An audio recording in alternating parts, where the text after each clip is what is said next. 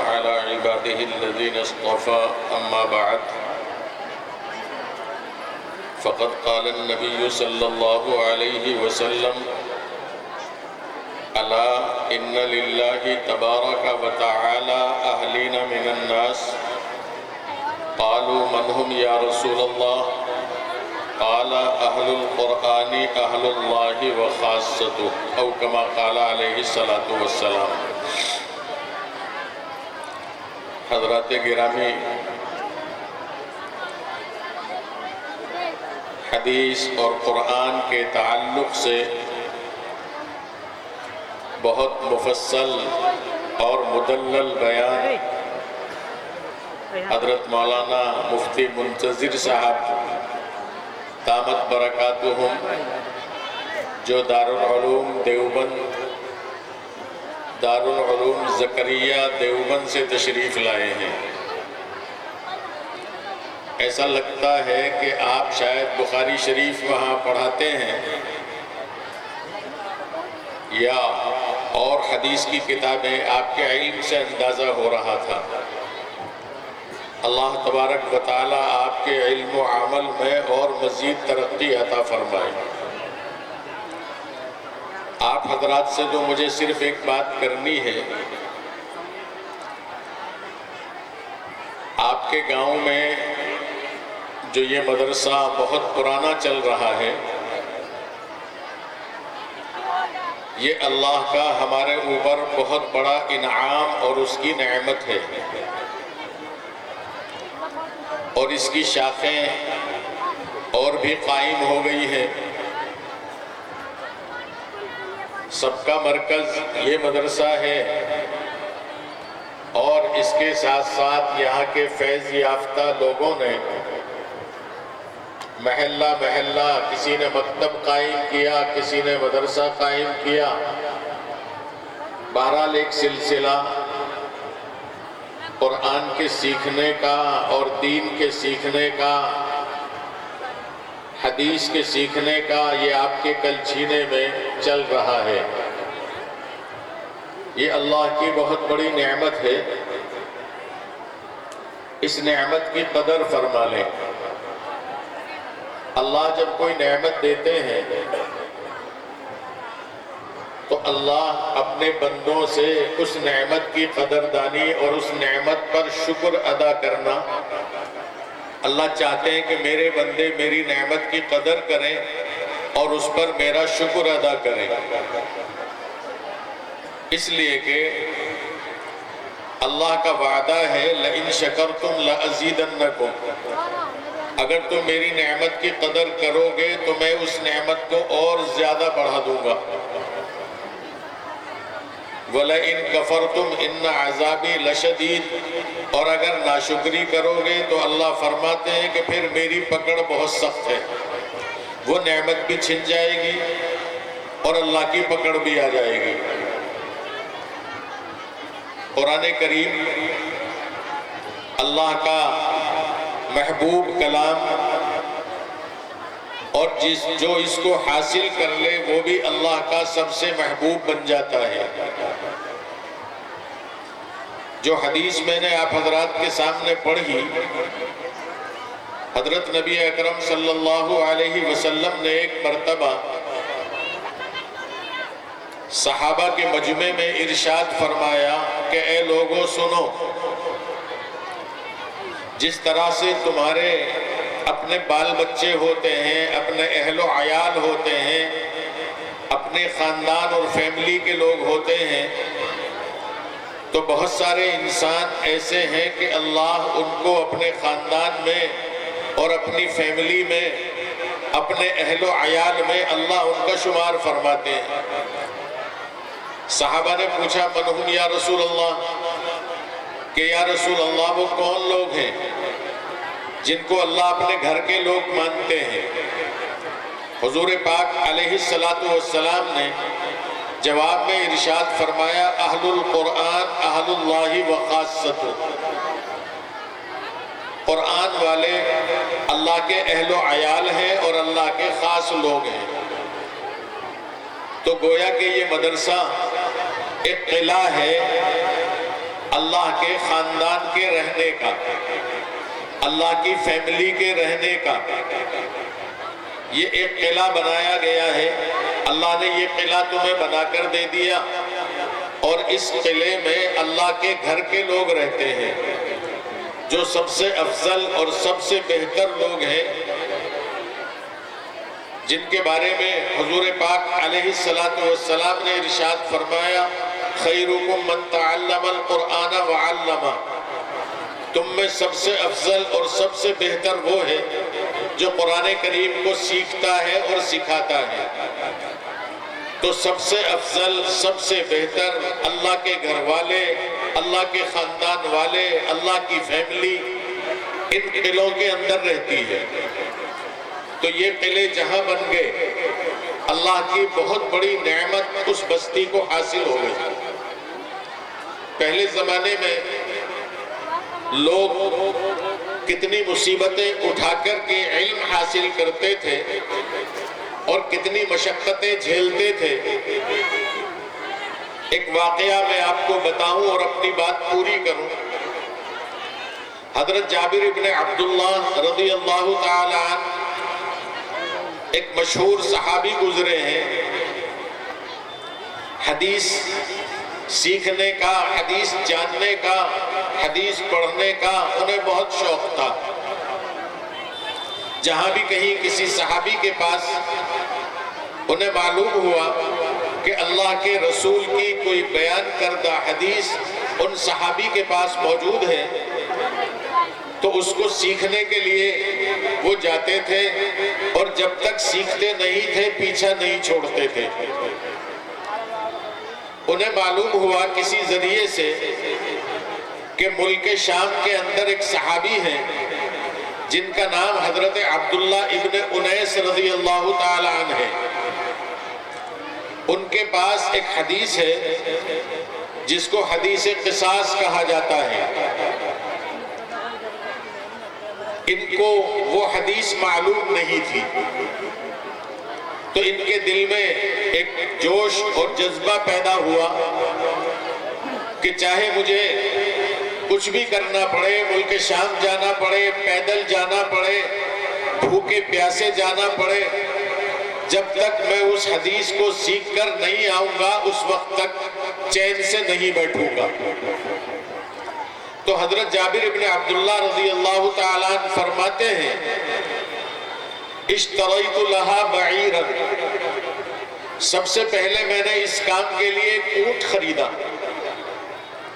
ثم شددت علیہ رحلا، پھر میں نے اس اونٹ پر کجاوا کسا، ثم سرت علیہ شہرا، پھر میں اس اونٹ پر بیٹھ کر سفر میں نکل گیا، اور ملک شام کا سفر میں طے کرتا رہا، اپنے ساتھ کچھ کھانے پینے کا سامان لے لیا، راستے میں وہ سامان ختم ہو گیا، تو پھر راستے میں کہیں درختوں کی چھال، کہیں درختوں کے پتے، کہیں کوئی پانی کہیں مل گیا، پانی کا چشمہ، تو وہاں سے پانی بھر لیا۔ اس طرح سے بھوکا پیاسا اپنی بھوک اور پیاس کو درختوں کی چھال اور پتوں سے مٹاتا ہوا 1 مہینے تک میں نے سفر کیا۔ 1 مہینہ سفر کرنے کے بعد ملک شام میں پہنچے، وہاں جا کر حضرت عبداللہ ابن انیس رضی اللہ تعالیٰ عنہ کا پتہ معلوم کیا،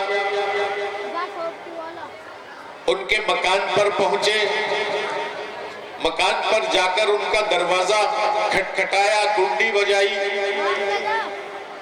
اوپر سے حضرت عبداللہ ابن انیس رضی اللہ تعالی عنہ نے جھانک کر کے دیکھا اور آواز لگائی، من یقرع الباب، میرے دروازے کی کنڈی کون کھٹکھٹا رہا ہے، کون دروازہ بجا رہا ہے؟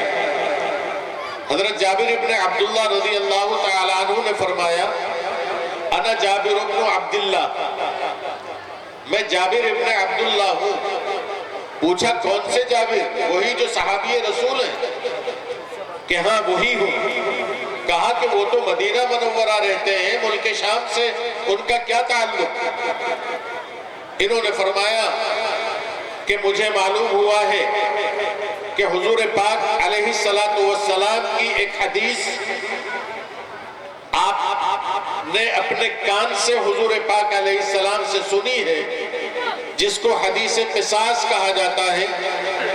اس حدیث کو سیکھنے کے لیے میں آپ کی خدمت میں حاضر ہوا ہوں، اور 1 مہینہ مجھے آپ تک آنے میں لگا ہے۔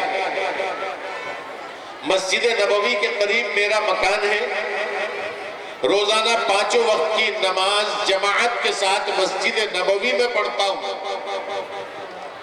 ایک نماز کا ثواب مسجد نبوی میں پڑھنے پر 50,000 کا ثواب ملتا ہے، تو 2.5 لاکھ نمازوں کا ثواب میں نے روزانہ کا قربان کیا۔ 1 مہینہ میرے آنے میں لگا، 1 مہینہ میرے جانے میں لگے گا، لیکن میں نے یہ سب کچھ چھوڑ کر اتنا لمبا سفر حدیث کو سیکھنے کے لیے کیا ہے۔ حضرت عبداللہ ابن انیس رضی اللہ تعالی عنہ نے جب ان کا مقصد معلوم کر لیا تو انہوں نے فرمایا کہ میں بیٹھک کا دروازہ کھلوائے دیتا ہوں، آپ بیٹھک میں بیٹھ جائیے اور آپ کے لیے چائے پانی کا انتظام کرتا ہوں۔ انہوں نے کہا کہ میرے پاس اتنا وقت نہیں ہے اور میں بیٹھک میں بیٹھوں گا، آپ اوپر سے نیچے اتر کر آئیں گے، مجھے چائے پلائیں گے، چائے پلانے کے بعد پھر مجھے حدیث سنائیں گے، معلوم نہیں اس وقت میں مجھے موت آ جائے یا تمہیں موت آ جائے، تو اتنا وقت میرے پاس نہیں ہے۔ جس مقصد کے لیے میں نے اتنا لمبا سفر کیا ہے، میرا وہ مقصد پورا کر دیجئے، مجھے سب سے پہلے وہ حدیث سکھا دیجئے۔ میرے بزرگوں اور دوستوں، حضرت عبداللہ ابن انیس رضی اللہ تعالی عنہ نے وہیں اوپر سے بالا خانے سے منہ نکالا اور ان کے سامنے وہ حدیث قصاص پڑھنا شروع کر دیا۔ انہوں نے وہ حدیث سنی اور حدیث سن کر کے اس کو یاد کر لیا۔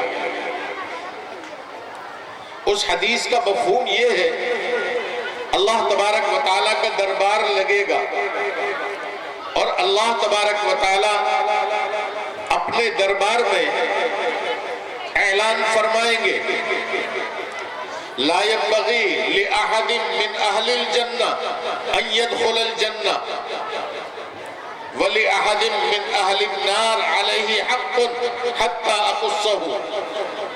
دیکھو تم میں سے اگر کوئی جنت والا ہے اور اس جنت والے پر کسی کا کوئی حق ہے، اللہ فرمائیں گے جب تک اس کا بدلہ نہیں دلوا دیا جائے گا، جنت والا اس کو جنت میں نہیں بھیجا جائے گا۔ ایسے ہی اگر کوئی جہنم والا جس کو جہنم میں جانا ہے، اگر اس کے ذمے کسی کا کوئی حق ہے، اللہ فرمائیں گے اس مجلس میں جب تک اس کا بدلہ نہیں دلوا دیا جائے گا، اس جہنم والے کو جہنم میں نہیں بھیجا جائے گا۔ یہ وہ حدیث قصاص ہے، اس کو انہوں نے سنا، یاد کیا۔ اب اس کے بعد عبداللہ ابن انیس رضی اللہ تعالی عنہ نے ان سے فرمایا کہ اب تو بیٹھ جاؤ بیٹھک میں، چائے پانی پی کر کے جانا۔ لیکن حضرت جابر ابن عبداللہ رضی اللہ تعالی عنہ نے فرمایا کہ اب میرے پاس وقت نہیں ہے، میرا مقصد حل ہو گیا، جو حدیث سیکھنے کے لیے میں آیا تھا وہ حدیث میں نے سیکھ لی۔ الٹے پیروں واپس ہوئے اور پھر اسی طرح سے بھوکے پیاسے 1 مہینے کا واپسی کا سفر کیا۔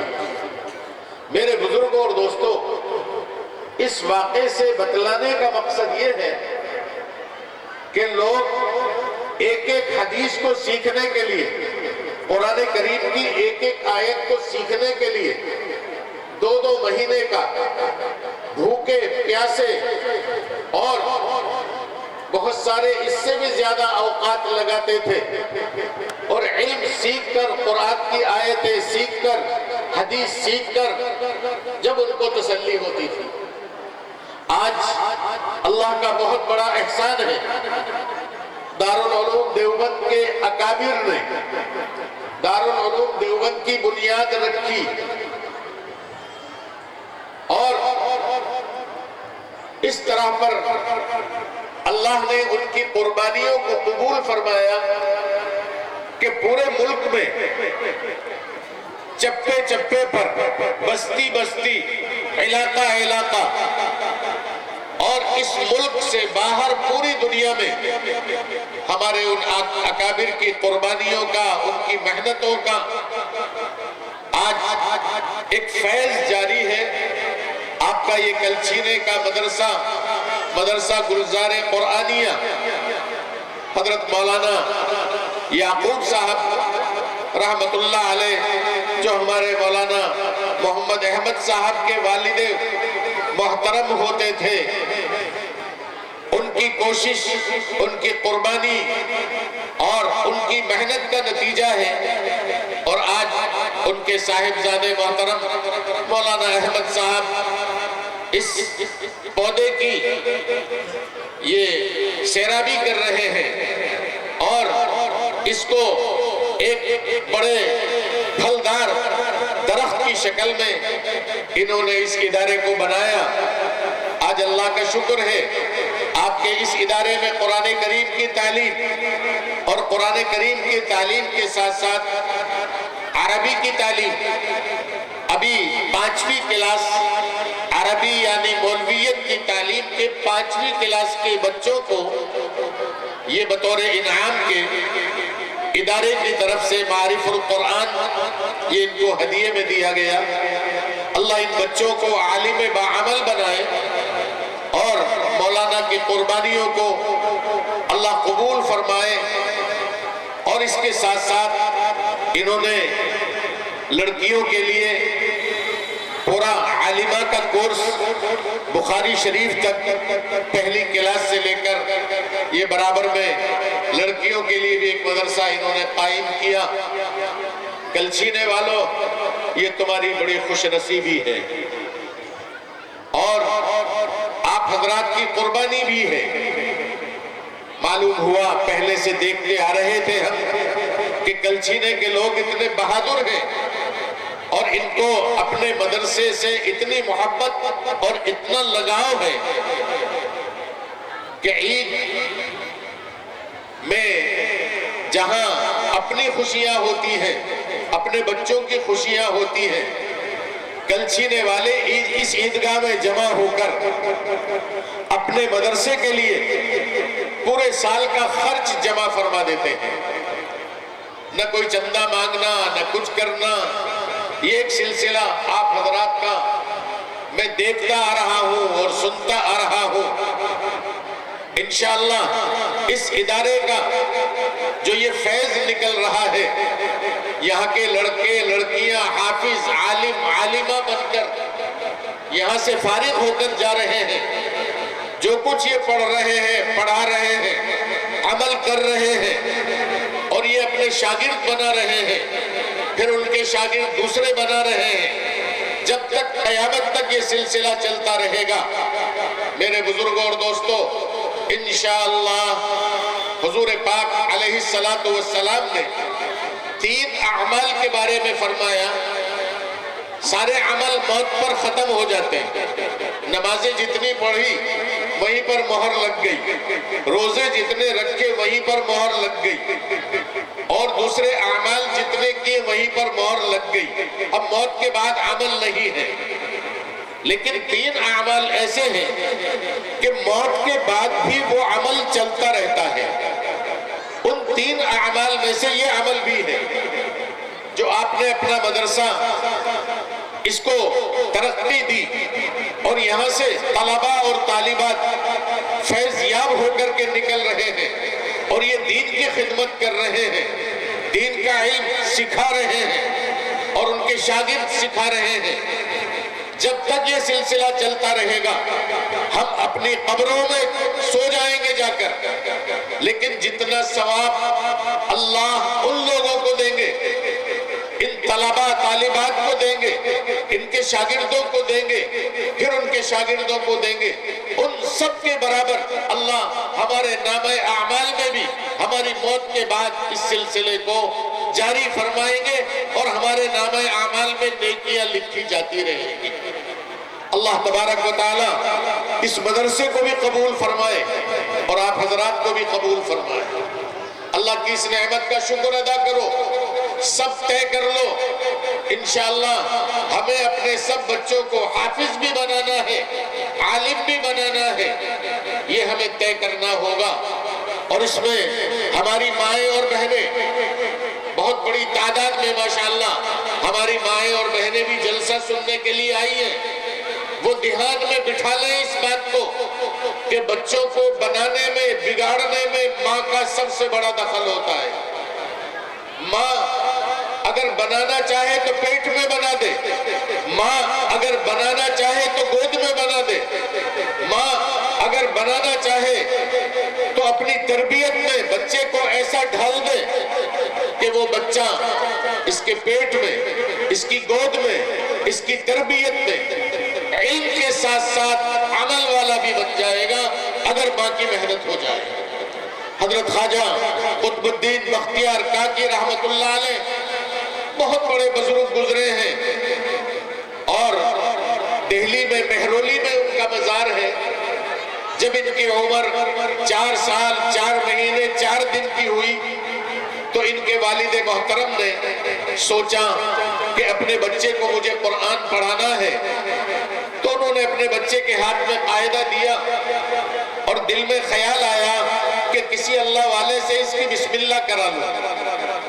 حضرت خواجہ حمید الدین ناگوری رحمت اللہ علیہ، ناگور میں ایک بہت بڑے بزرگ تھے، یہ اپنے اس 4 سال کے بچے کو وہاں لے گئے اور جا کر کے حضرت سے کہا کہ حضرت یہ میرا 4 سال کا بچہ پڑھنے کے قابل ہو گیا، آپ اس کی بسم اللہ کرا دیں اور اس کے لیے دعا کر دیں، اللہ اس کو حافظ بھی بنائے، قاری بھی بنائے، عالم با عمل بھی اللہ اس کو بنائے اور اللہ اس کو اپنے اولیاء میں شامل فرما لے۔ حضرت خواجہ حمید الدین ناگوری رحمت اللہ علیہ نے اس بچے کو بلایا اور بلا کر کے بچے سے کہا کہ بیٹا پڑھو بسم اللہ، کاٹ کاٹ کر بسم اللہ کہلوانا چاہتے تھے، لیکن وہ بچہ، وہ تو ایک عجیب بچہ تھا، اس نے بسم اللہ پڑھی، پوری پڑھی اپنے آپ، سورہ فاتحہ پڑھی، سورہ بقرہ پڑھی، سورہ آل عمران پڑھی، سورہ نساء پڑھی، 14 پارے پڑھ کر اس بچے نے سانس لیا۔ 14 پارے قاعدے کی بسم اللہ کی مجلس۔ میرے بزرگوں اور دوستوں، خواجہ قطب الدین کے والد محترم وہ حیران کہ میں نے تو کہیں اس کو پڑھایا نہیں، کوئی ٹیوشن نہیں لگایا، کہیں مدرسے میں نہیں بھیجا، اور خواجہ حمید الدین ناگوری جو بسم اللہ کرانے والے تھے انہوں نے ان سے فرمایا کہ میاں یہ ہمارا چیلا بنا کے لائے ہو یا گرو بنا کے لائے تو گرو معلوم ہوتا ہے، اتنا پکا قرآن تو ہمیں بھی یاد نہیں کہ 14 پارے ایک مجلس میں بیٹھ کر کے پڑھ دیں۔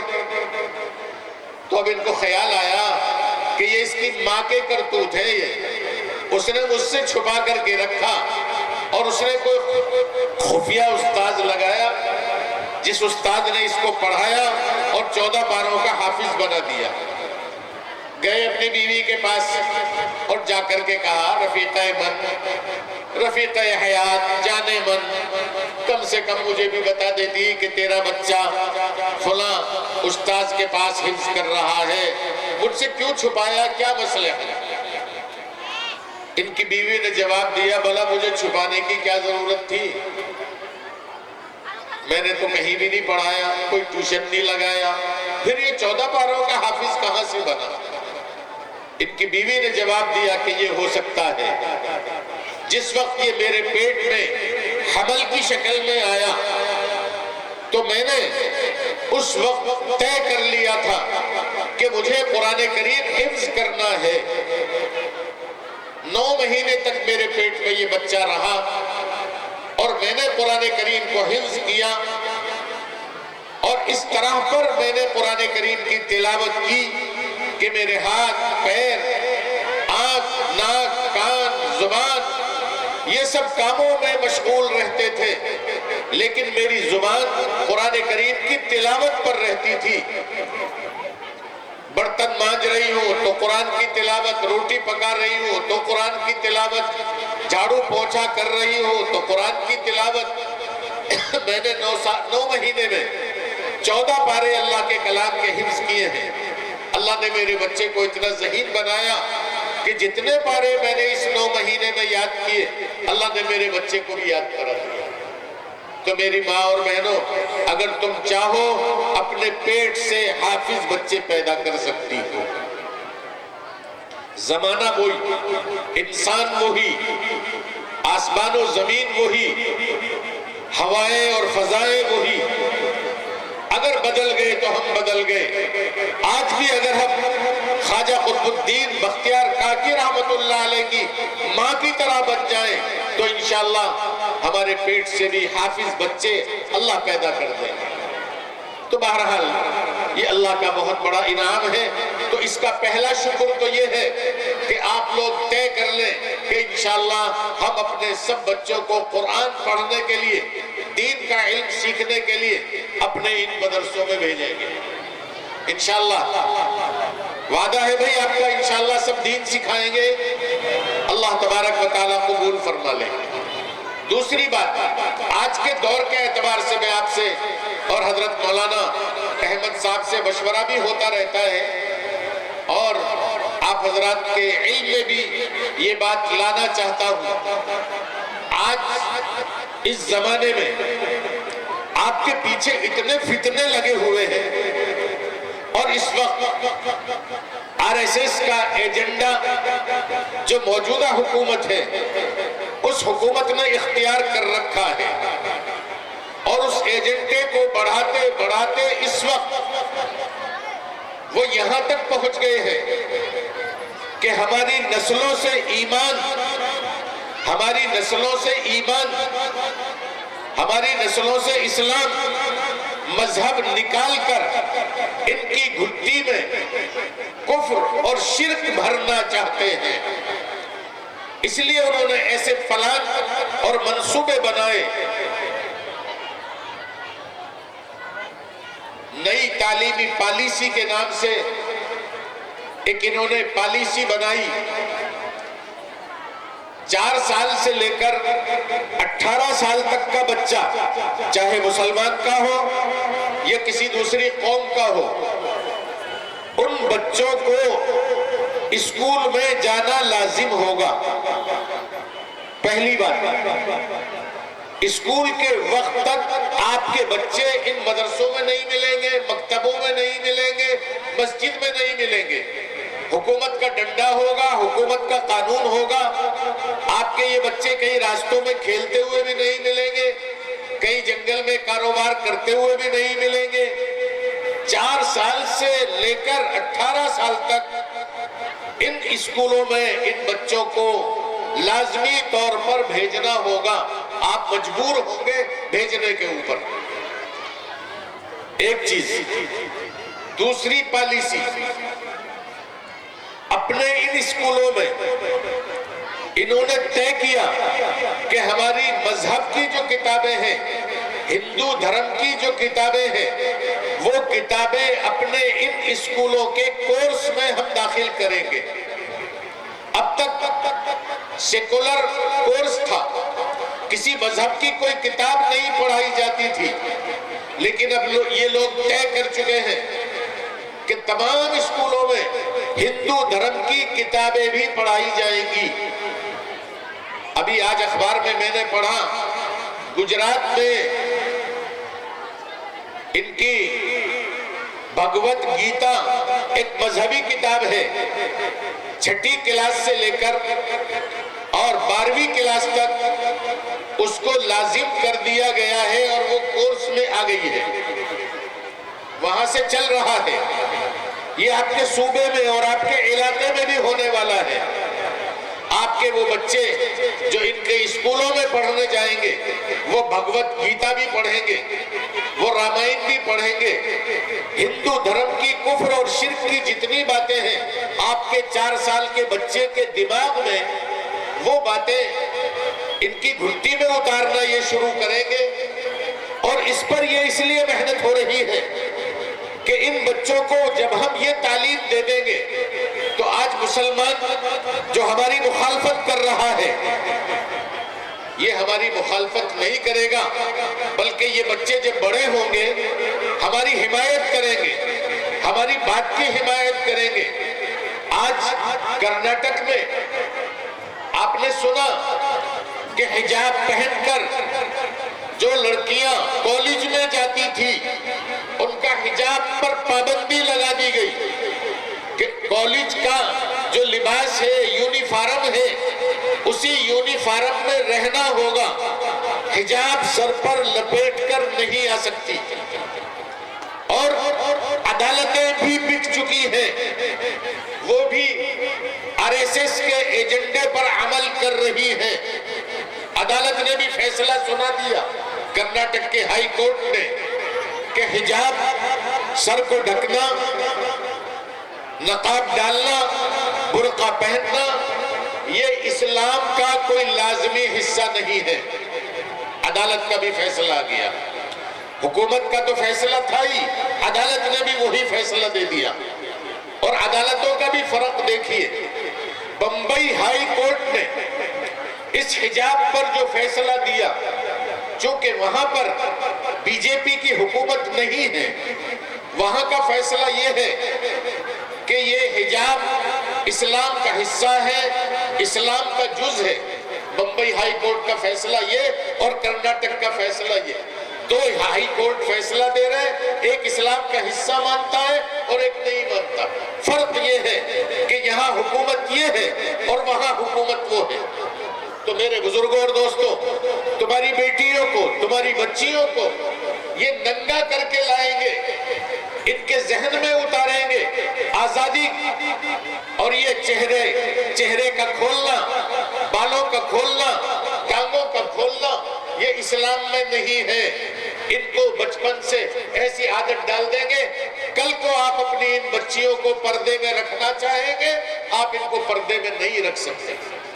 یہ حال ہماری نسل کا اس وقت کی موجودہ جو پالیسیاں ہیں حکومت کی وہ تیار کر لی گئی ہے اور اس پر عمل کرنے کی کوشش کی جا رہی ہے۔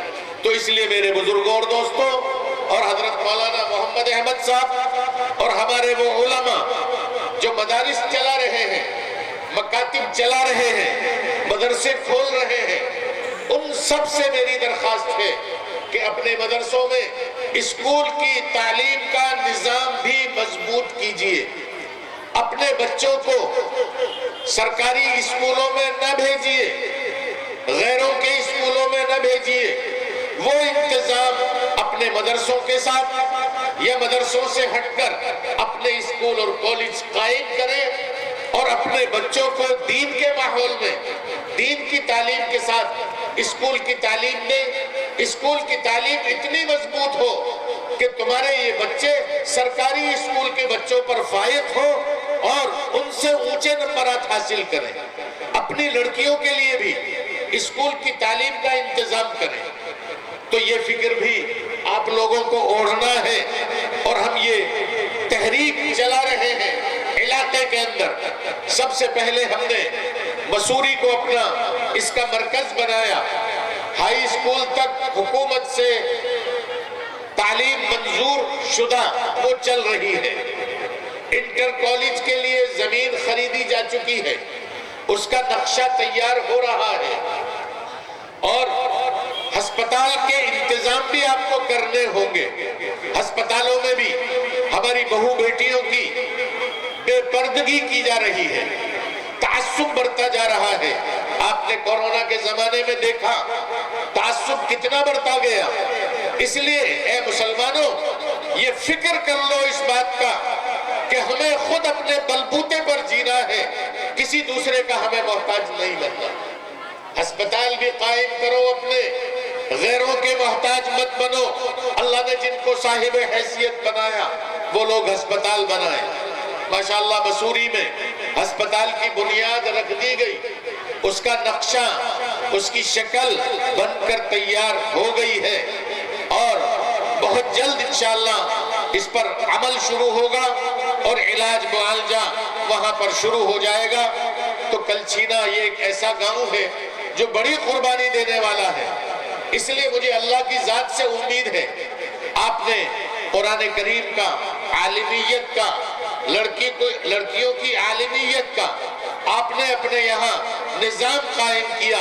اس نظام کو مضبوط بنا کر اور اس نظام کی مضبوطی کے ساتھ ساتھ اسکول اور کالجوں کا اپنے بچوں کے لیے ایسا مضبوط نظام قائم کریں کہ یہاں جو بچے حاصل کر لیں دین اور دنیا، اس کا نمونہ کہیں نہ ملے. اللہ کی ذات سے امید ہے، اور انشاءاللہ پھر کبھی آئیں گے آپ حضرات کی خدمت میں اس موضوع کو لے کر، اور تمہارے یہاں بھی اسکول اور کالج اور اسپتال پر انشاءاللہ محنت کرنی ہے. اللہ ہم سب کو سمجھ عطا فرمائے اور اللہ عمل کی توفیق عطا فرمائے. اور اس وقت جو یہ حکومت کا ایجنڈا اسلام اور مسلمانوں کے خلاف چل رہا ہے، اللہ ان تمام فتنوں سے ہم سب کی حفاظت فرمائے. وآخر دعوانا ان الحمدللہ رب العالمین.